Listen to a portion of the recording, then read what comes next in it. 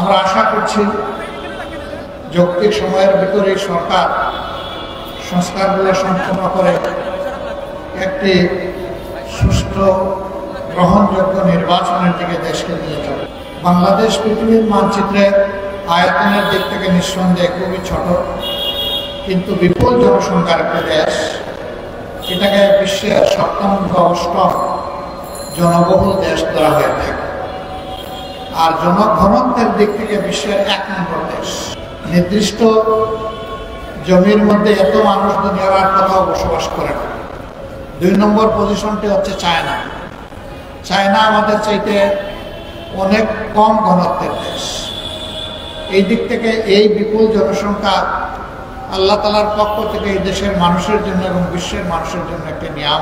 যদি আমরা জনসংখ্যাকে জনশক্তিতে পরিণত করতে পারি, যদি প্রত্যেকটা প্রাপ্তবয়স্ক নরনারীর হাতকে দেশ গড়ার, সমাজ গড়ার কারিগরের হাত হিসেবে আমরা তৈরি করতে পারি।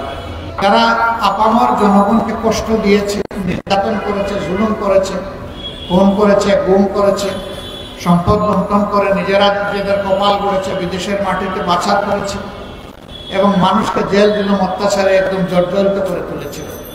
অসংখ্য মানুষকে শুধু খুন করে নাই, তারা অসংখ্য মানুষকে জীবনের তরে পঙ্গু করে দিয়েছে। এমনকি ক্ষমতার শেষ দিন পর্যন্ত তারা এই কাজটা করেই গিয়েছেন।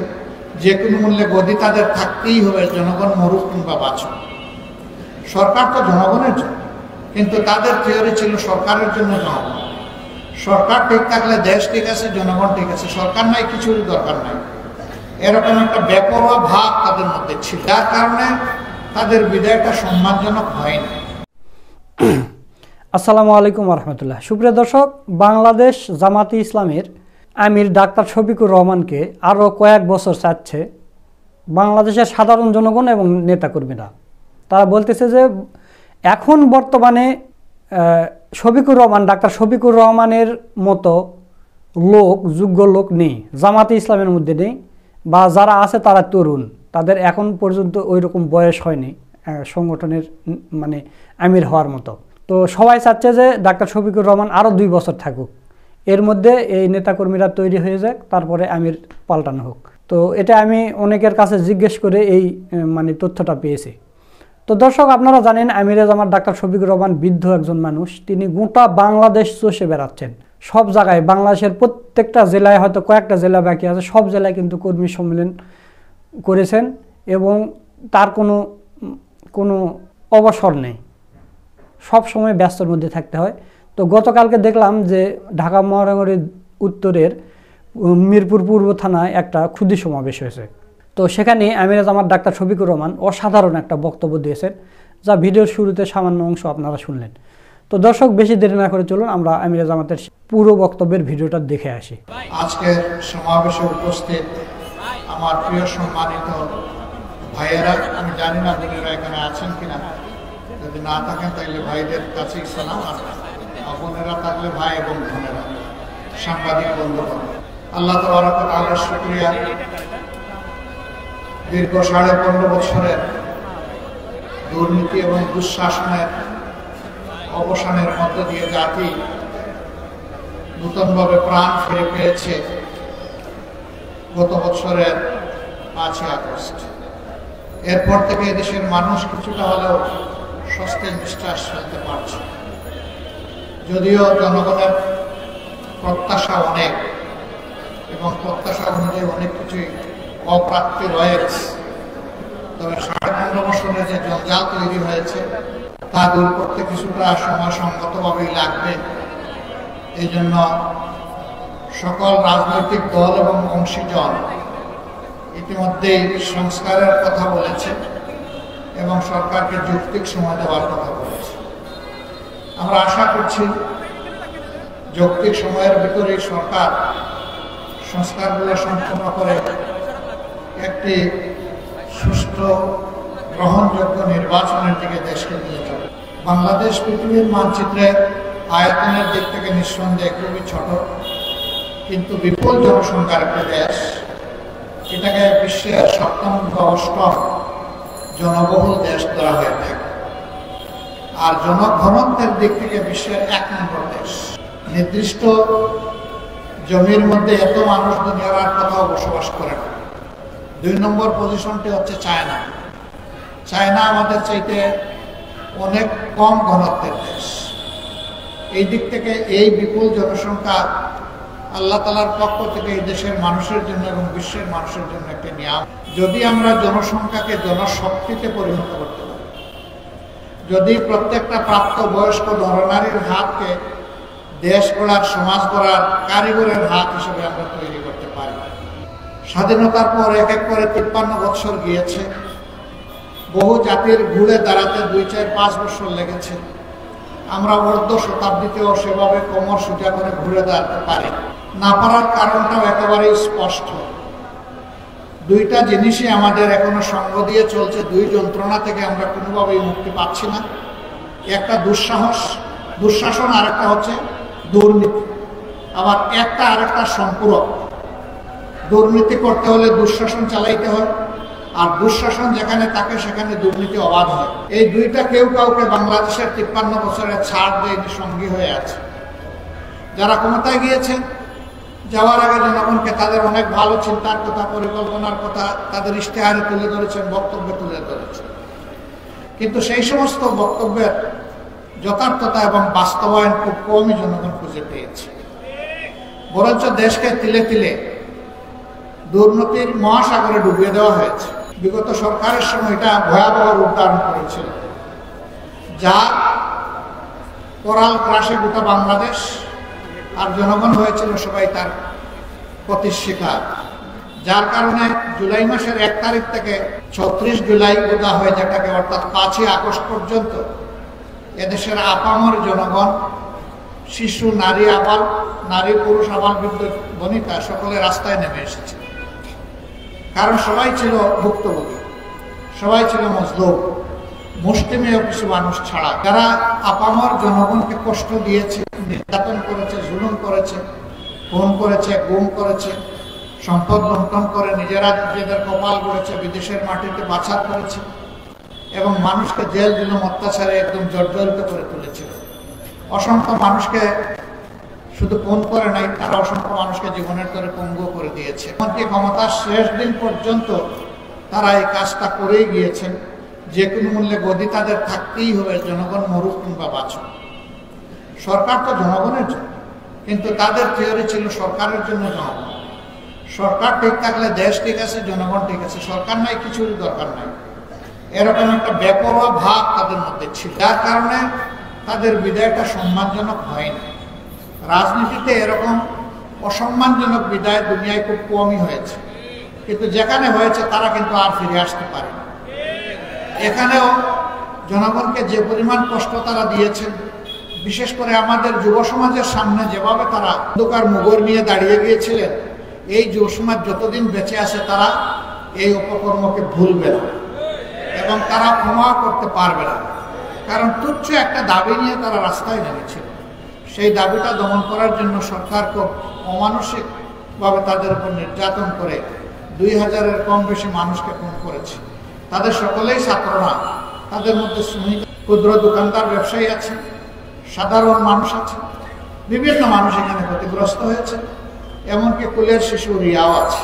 তো এই আবু সাইদ থেকে শুরু করে রিয়া পর্যন্ত যারা মারা গেলেন, তারা কি দোষ করেছিল এই সরকারের কাছে? এমনকি এতটা তারা কঠিন হয়ে উঠলেন যে শুধু জমিনের বাহিনীগুলোকেই নয়, আকাশে বাহিনী পাঠিয়ে আকাশ থেকে গুলি করে তারা মানুষ খুন করলেন। এটাকে আসলে একটা যুদ্ধ। তাহলে যুদ্ধ হলে কার বিরুদ্ধে? যদি এটা যুদ্ধ না হয় তাইলে আকাশ পথে এই হামলা কেন? জমিনেই বা জনগণের ট্যাক্সের টাকা দিয়ে কিনা পয়সার অস্ত্র আর বুলেট জনগণের বুকে কেন? তাহলে তারা এটাকে যুদ্ধ হিসেবেই নিয়েছিলেন, ক্ষমতায় টিকে থাকার জন্য। তো যে দল জনগণের বিরুদ্ধে যুদ্ধ করেছে, সেই দল ঠিক করুক যে আদৌ বাংলাদেশে তারা কোনো রাজনীতি করার অধিকার রাখে কি না।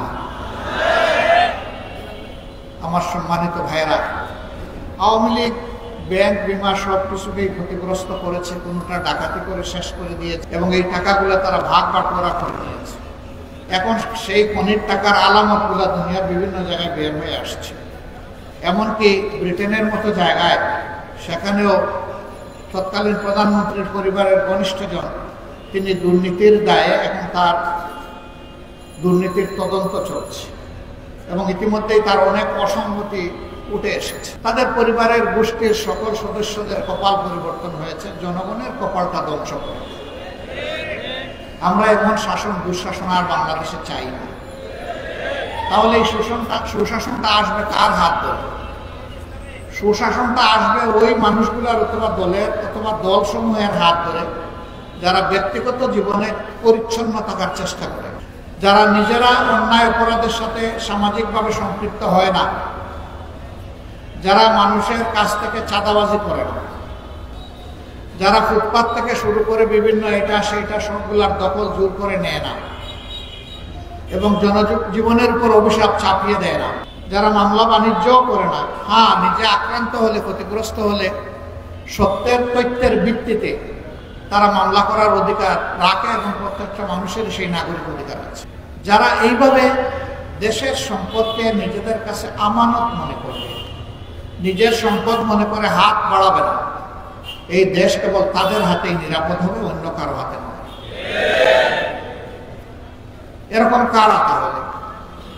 এই দেশে অতীতে যারা দেশ শাসন করেছেন জনগণ তাদেরকে যদি এদেশের জনগণ মনে করেন যে তারা দুর্নীতিমুক্ত, স্বচ্ছ, তারা চরিত্রবান, দেশপ্রেমিক, আবার জনগণ তাদেরকে বাছাই করে নেবে, কোনো সমস্যা নেই। আর জনগণ যদি তার অভিজ্ঞতা থেকে দেখে যে না এই সম্পদ ওই নির্দিষ্ট দল তারা তো এটার আমানতদারি রক্ষা করে নাই, পাহারাদারি করে নাই, বরঞ্চ জনগণের আমানতের খেয়ানত করেছে, লুণ্ঠন করেছে, তাহলে জনগণ তার বুদ্ধি, বিবেক এবং তার নাগরিক অধিকার সঠিক জায়গায় প্রয়োগ করবে ইনশাআল্লাহ। আমি এটা বলছি না যে আপনারা একমাত্র দল জামাত ইসলামীকেই বেছে নেন, আপনারাই বেছে নেন কে হবে সেই দল অথবা কারা হবে সেই দল। যাদেরকে উপযুক্ত মনে করবেন তাদের জন্য দোয়া করেন, তারা যেন জাতীয় স্বার্থে ঐক্যবদ্ধ থাকে। দুর্নীতি এবং দুঃশাসনের বিরুদ্ধে তারা যেন একটা শক্ত দেয়াল তৈরি করতে পারে। তারা যেন জনগণের পাশে দাঁড়িয়ে ব্যবসায়ীকে বলে ভাই তুমি ব্যবসা করো, আমরা তোমার ব্যবসায় কোনো চাঁদাবাজ যাতে না আসতে পারে তার জন্য তোমার পাশে থেকে আমরা লড়াই করব। একজন কৃষক সে যেন মাঠে ফসল ফলাতে গিয়ে এটুকু নিরাপত্তা অনুভব করে যে আমি আমার দেশকে আমার সমস্ত সামর্থ্য উজাড় করে দেব, দেশ যেন আমার পাশে থাকে। সরকার যেন আমার বিপদে আমাকে সাহায্য করে, আমাকে যেন রাস্তা দেখায়, আমার উৎপাদনের জন্য সরকারও অংশীদার হয়। কৃষকের মনে সেই আস্থা তৈরি করতে হবে। একজন শ্রমিক যখন কাজ করবেন তখন তিনি যেন তার শ্রমের ন্যায্য প্রাপ্তিটা বা মূল্যটা সঠিক মতো পান, এটা নিয়ে যেন কোনো টাল বাহানা করা না হয়।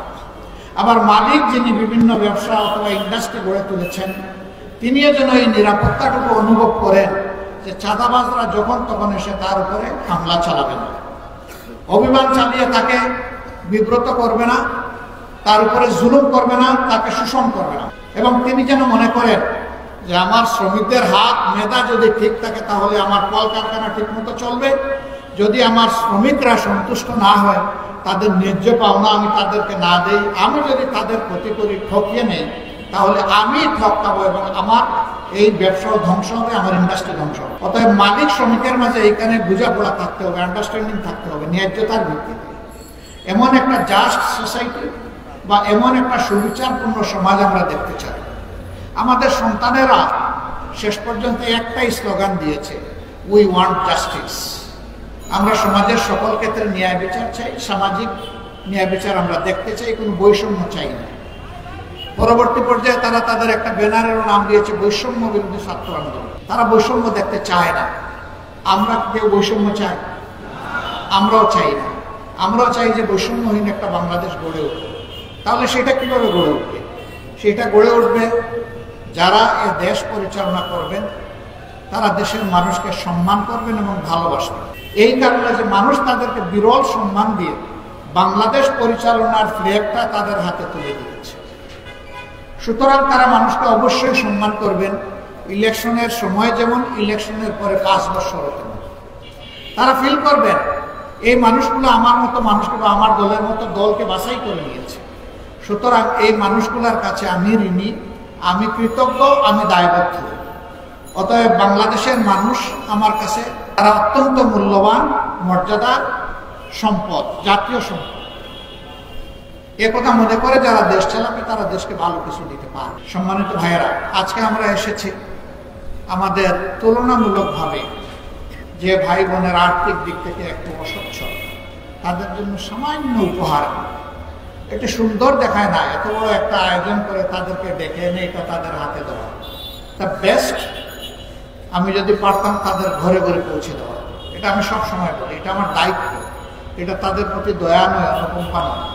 যেহেতু আমরা সমাজ পরিবর্তনের স্বপ্ন দেখি, যেহেতু আমরা জনগণের ভালোবাসা চাই, যেহেতু আমরা জনগণের আন্তরিক সমর্থন চাই, সহযোগিতা চাই, সেই কারণে আমাদের দায়িত্ব হচ্ছে তাদের ঘরে ঘরে চলে যাওয়া। আমরা যদি এরকম ঘরে ঘরে সময় দিতে পারতাম, নিজেকেই আল্লাহর শুকরিয়া আদায় করে কৃতজ্ঞ মনে করতাম। আমরা পারি না, তাই তাদেরকে এখানে ডেকেছি। এটা তাদের মর্যাদার সাথে পুরাপুরি যায় না। আমরা এই জন্য আন্তরিকভাবে তাদের কাছে দুঃখ প্রকাশ করছি। তারা যে দয়া করে আমাদের দাওয়াতে এখানে সামিল হয়েছেন, এটাই বরঞ্চ আমাদের প্রতি তাদের অনুগ্রহ। আমরা এই অনুগ্রহের জন্য তাদের কাছে কৃতজ্ঞ। তারা এই যে এসেছেন আমাদেরকে সম্মান, আমরা তাদের কাছে একটা দোয়া চাই, আমরা যেন জাতি, ধর্ম, দল, মত নির্বিশেষে এদেশের প্রত্যেকটি নাগরিককে অন্তরে ধারণ করতে পারি এবং সবাইকে যেন সম্মান করতে পারি। যদি আমরা সবাইকে সম্মান করতে পারি, তাহলে সম্মান এবং ভালোবাসার একটা সোসাইটি আমরা পাবো ইনশাআল্লাহ। আর আমি যদি একজনকে সম্মান করি, তাহলে না আশা করবো যে আরেকজন মানুষ অন্য আরেকজন মানুষকে, কিন্তু সেই আমি ব্যক্তিটাই যদি কাউকে সম্মান না করি, তাহলে এই সমাজটা সম্মান এবং ভালোবাসার হবে আমি আশা করি কেন? এটা তো অন্যায় আশা করা। অতএব আল্লাহ যেন আমাদেরকে সমস্ত মানুষকে সম্মান করার তৌফিক দেন, আপনারা দোয়া করবেন।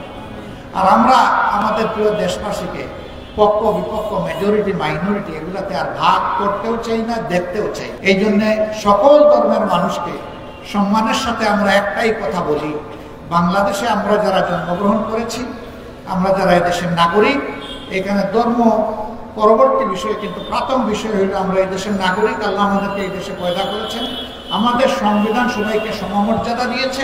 সেই মর্যাদার কারণেই আমরা সকলেই বাংলাদেশের গর্বিত মর্যাদাবান নাগরিক। অর্থাৎ এখানে যেন মাইনরিটি এবং মেজরিটির কোনো প্রশ্ন না আসে। ধর্ম কারো উপর কোনোটাই চাপিয়ে দেওয়ার ব্যাপার নয়।